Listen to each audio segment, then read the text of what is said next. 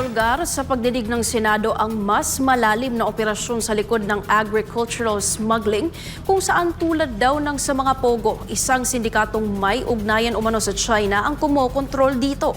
Narito ang balita ni Jane Wezan.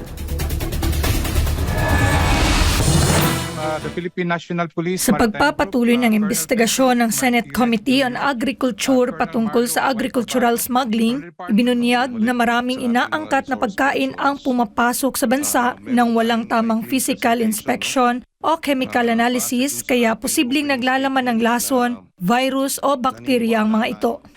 Isa sa mga tinukoy na kaso ang 68 milyong shipment ng frozen mackerel mula China na tinangkang ipuslit sa Subic gamit ang Peking import documents na nagsasaad na chicken poppers umano ang laman ng kargamento.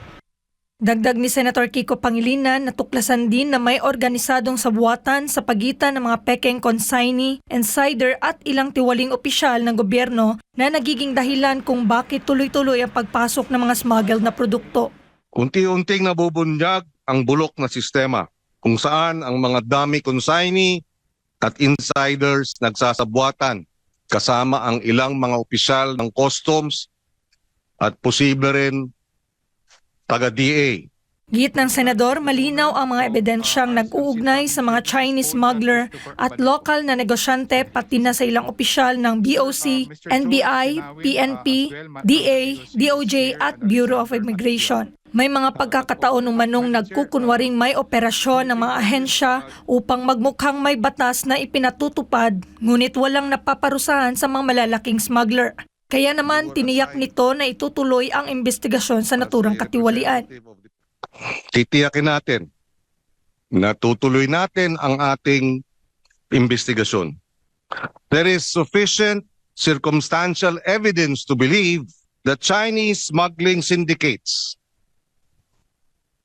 in connivance with local businessmen, protected by a number of employees and officials of the government in the BOC, NBI, PNP, DA, and perhaps even in the DOJ and the Bureau of Immigration, who allow these Chinese smugglers and their local partners to operate freely, occasionally raiding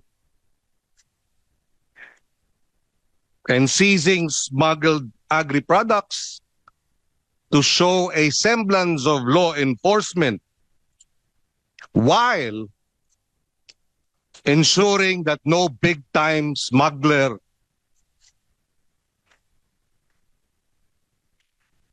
is prosecuted for the non-bailable offense of economic sabotage.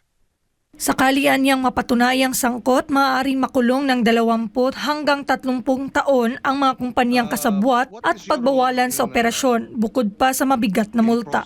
Git ng Senado, ang agricultural smuggling ay hindi lang simpleng pagnanakaw, kundi pagtataksil ito sa mga Pilipinong magsasaka, mangingisda at mamimili. Ako si Jane Wezan, ang inyong citizen correspondent, nagulat para sa Diyos at Pilipinas kung mahal.